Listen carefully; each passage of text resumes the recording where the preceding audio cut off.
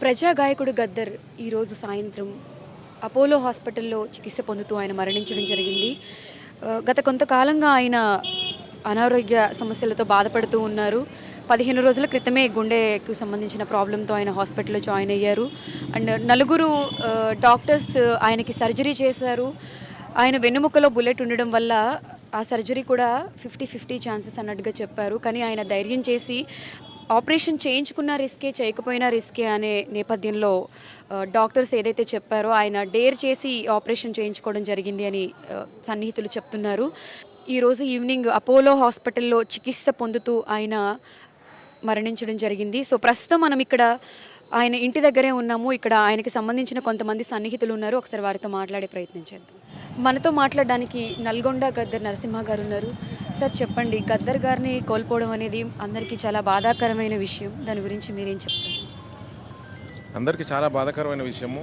మంచి మనసున్నటువంటి మా పాటల పెద్దన్న విప్లవోద్యమంలో, నక్సలైట్ ఉద్యమంలో కానీ, 1969 ఉద్యమంలో కానీ, మలిదశ ఉద్యమంలో కానీ మన జరిగినటువంటి తెలంగాణ సాధనలో ఆయన గొంతు చాలా కీలకమైనది.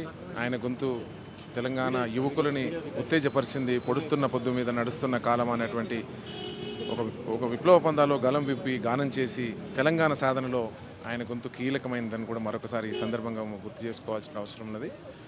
అదే మాదిరిగా తను చనిపోయే వరకు కూడా మన హాస్పిటల్లో ఉండి కూడా ఆయన మళ్ళీ డాక్టర్లు చెప్పిన ఆయన నాకేం కాదు అని చెప్పేసి పాటే నా జీవితం, పాట కోసం నవ్వుతూ పాట పాడుతూ ఈ లోకాన్ని విడిచి వెళ్ళిపోయాడు.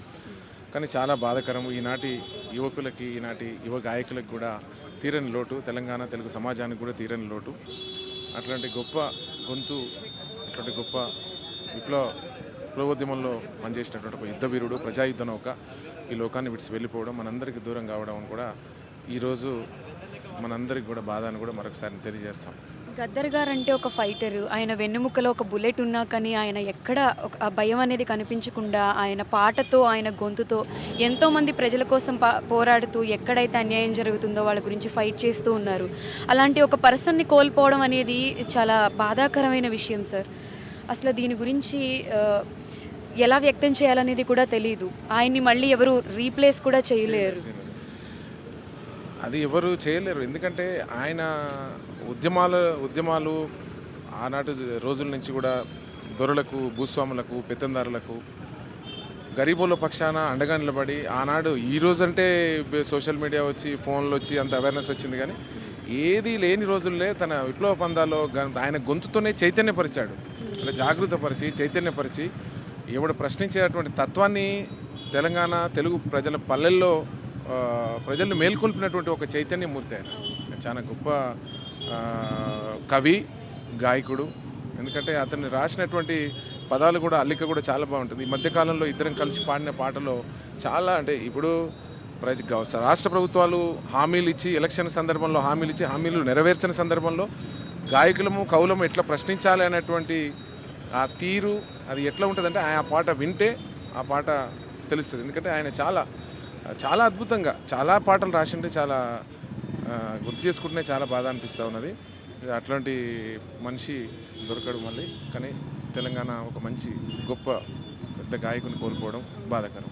ఆయన హాస్పిటల్లో ఉన్నప్పుడు మీరు మాట్లాడడం అలా జరిగిందా సార్? అంటే ఆపరేషన్ తర్వాత ఆయన కోలుకున్నారు ఆల్మోస్ట్ అనేది అందరూ చెప్తున్నారు. అప్పుడు లేదు, నేను హాస్పిటల్కి పోయే దానికన్నా ముందు మాట్లాడాడు నాతోని. కానీ బాగానే తిరిగి వస్తాడు కదా, చిన్నదే అనుకున్నా నేను. కానీ ఇది వార్త తెలియడం చాలా బాధాకరం. ఆయన్ని గుర్తు చేసుకుంటూ ఆయన కోసం మీరు ఏమైనా ఒక పాట పాడండి. చాలా పాటలు ఉన్నాయి. అన్న చేసిన పాటలు, అన్న చాలా పాటలు. ఆయన పాట చిన్నప్పటి నుంచి కూడా ఆయన పాటలు వింటూ పెరుగుతూ, చదువు కన్నా ఎక్కువ కూడా ఆయన పాటలనే నేను నేర్చుకొని అదే జీవితం అని వచ్చిన వ్యక్తిని నేను. చాలా పాటలు ఆయన చాలా బాల్యంలో నేను పాడినటువంటి పాటలు చాలా పాటలు ఉన్నాయి. ధరల మీద చాలా అద్భుతమైన పాట. ఏం కొనేటట్టు లేదు, ఏం తినేటట్టు లేదు, నాగులో నా గన్న, ధరల మీద ధరలకే నాగులో నా గన్న. ఏం కొనేటట్టు లేదు, ఏం తినేటట్టు లేదు, నాగులో నా గన్న, ధరల మీద మన్నుబడ నాగులో నా గన్న. పాటలు చాలా, ధరల గురించి చాలా అద్భుతమైన పాట. చాలా పాటలు ఉన్నాయి. అన్న గురించి చెప్తే చాలా అది లేదు. ఇప్పుడు ప్రస్తుతానికైతే మేము బాధలో ఉన్నాము. ఎల్బీ స్టేడియం అక్కడ తీసుకెస్తున్నారని తెలిసింది. ఇక్కడికి వచ్చాము, అక్కడికి వెళ్తాం. సార్ మీరేం చెప్తారు ఆయనతో మీకున్న అనుబంధం గురించి కానివ్వండి? సిరిసిల్ల రాజయ్య గారు ఎక్స్ ఎంపీ గారు మనతో పాటు ఉన్నారు. ఒకసారి ఆయనతో కూడా మాట్లాడే ప్రయత్నం మనం చేద్దాం. నమస్తే సార్. ఒక మహోన్నతమైనటువంటి ఉద్యమ కెరటం ఈరోజు నేలవాలింది. ప్రజా యుద్ధ నౌక అయినటువంటి గద్దరన్న ఈరోజు లేకపోవటం నిజంగా మా జాతి చింతించవలసిన పరిస్థితి ఏర్పడా ఉన్నది. ఈరోజు దుఃఖ సాగరములో మొత్తం రాష్ట్రమే కాదు యావత్ ప్రజానీకం అంతా దుఃఖ సాగరంలో మునిగిపోతూ ఉన్నారు. వారి ఆత్మకు శాంతి చేకూరాలని, వారి లేని లోటు తట్టుకునే శక్తిని వారి కుటుంబ సభ్యులకే గాక మొత్తం సమాజానికి ఇవ్వాలని కోరుతూ, పేద వర్గాల యొక్క ఉన్నతి కోసం వాళ్లకు జీవన ప్రమాణాలు, జీవన విధానాలు మెరుగుపరచాలని జీవితాన్ని అంకితం చేసి ఒక ఉద్యమం రేకెత్తింపజేసి ఉద్యమ స్ఫూర్తితో లక్షలాది మంది ప్రజానీకాన్ని ఉత్తేజపరిచి ఉద్యమం వైపు నడిపించినటువంటి గొప్ప నేత అనేటువంటి మాట ఈ సందర్భం గుర్తు చేస్తా ఉన్నాను. ఒక తెలంగాణ ఉద్యమంకే కాదు, పేదల యొక్క జీవన ప్రమాణాలు మెరుగుపడాలి, ఉన్నవారికి లేని వారికి ఉండే వ్యత్యాసం తగ్గాలనేటువంటి గొప్ప ఆశయంతో ఆయన జీవితాన్ని అంకితం చేశాడు. ఆయనకు ఇంకా ప్రత్యామ్నాయం లేదు. ఆయన యొక్క ఘనమైన నివాళులు అర్పించాలి. ఆయన చూపిన ఉద్యమ స్ఫూర్తిని కొనసాగించినప్పుడే మనం అందరం వారికి ఘనమైన నివాళులు అర్పిస్తున్నట్టు తెలియజేసుకుంటూ సెలవు తీసుకుంటా ఉన్నాను.